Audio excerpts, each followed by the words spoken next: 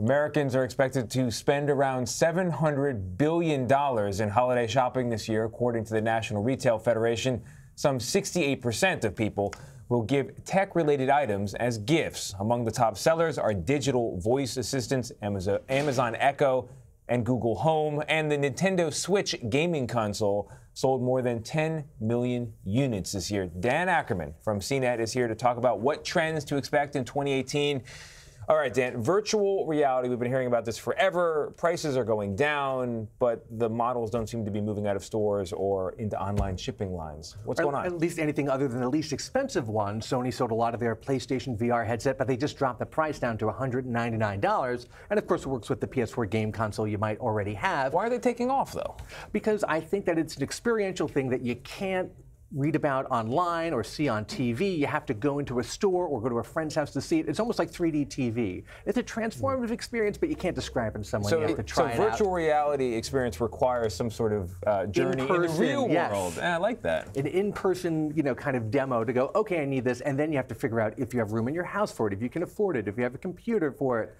It's a complicated thing. It's almost like a pool or a boat. It's better if a friend has one and you can go and try it out. It also reminds me of 3D TV in that we talk about it a lot in theory, but I never have a friend who walks up to me and says, hey, you'll never guess what happened on my 3D TV. It just does not seem to enter the culture as far as I've noticed. So looking forward to 2018.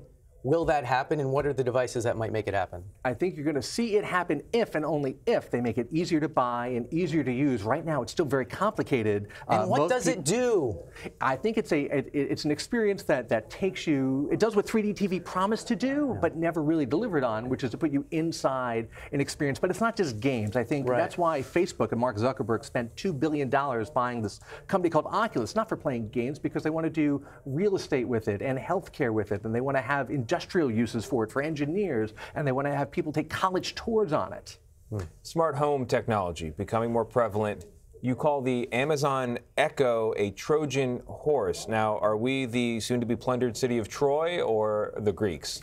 It depends on how you feel about having a microphone in your house all the time and also having one that'll listen to anything you say and potentially order it from Amazon or another store. These little guys, the Echo Dot and the Google Home Mini, the smaller versions of these two devices, they dropped the prices to $29 for the entire holiday season. That's basically just to get you to get it into your house. Get that and then get the next one, the bigger one, the bigger one, the bigger one. The robot and the accessories, add the smart light bulbs and the smart other speakers and all the other things like that, and the smart plugs. I have one hooked up to my Christmas tree now, so my kid can say, Alexa, turn on the tree, and the tree lights come on. Wow. So getting these little hockey puck style things for $30 into your house, that is the Trojan horse to get you invested in this Internet of Things. Right, it invests you in the ecosystem of your Apple Play Store or your Google Play Store, or your Apple, iTunes.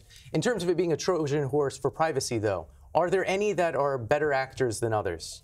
I think right now it's a big gray field, and they have not defined enough what they're doing with the data that they collect, when they're collecting data, not collecting data. People at least understand that the machines are not supposed to listen to what you're doing until you say the wake-up word, whatever the wake-up word is for your device. But they have to be listening for the wake-up word. Then they're listening for the wake-up word, and then they share that. They do all the computational stuff, answering your questions, not locally on your device. They send that information up to a cloud somewhere, up to a big AI cloud, and that's where the information and your voice recordings leave your hands and go somewhere else. The Apple iPhone 10, I'm feeling very old. I can't believe we're already at number 10 here. To be fair, they skipped 9. Oh, they did? Have they run out of, oh, no, that's the operating system, like the Linux and the Lion and the Cat, they're running out of, like, running out of numbers. Yeah.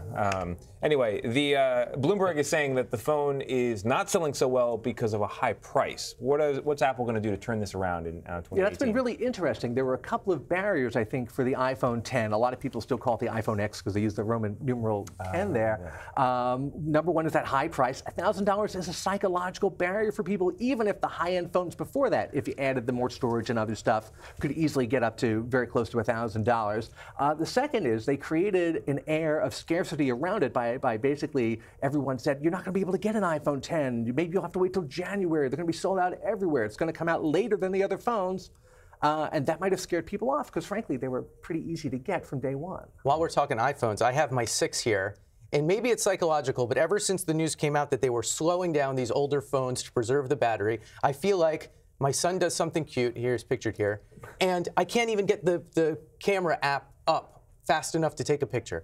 What are they doing about the slowdown? Have they responded? Have they told us what they're going to do about it? It's a really interesting story where basically it came out that Apple was slowing down some older phones, some processes on them, if you had a battery that was older and not holding its charge well, so the battery would last longer. It holds the charge fine, but they're slowing down maybe them all, maybe it's because it's slowing down, and that's why it's holding the charge better. Now, it's not an unreasonable solution to a real problem, especially because you can't replace the battery in one of these older iPhones, or frankly any iPhone, but the lack of transparency about it, I think, has rubbed people the wrong way, and it also brings to mind an issue we call the right of repair. Your right as a consumer to take the phone that you have or anything else and get it fixed. If Apple won't replace the battery in it, take it somewhere else, but that should not void your warranty. Fake news. So much talk about it on Facebook, on Twitter. They've admitted there's a problem. They've said they're going to do something about it with the midterms coming up next year. What can they do? What will they do?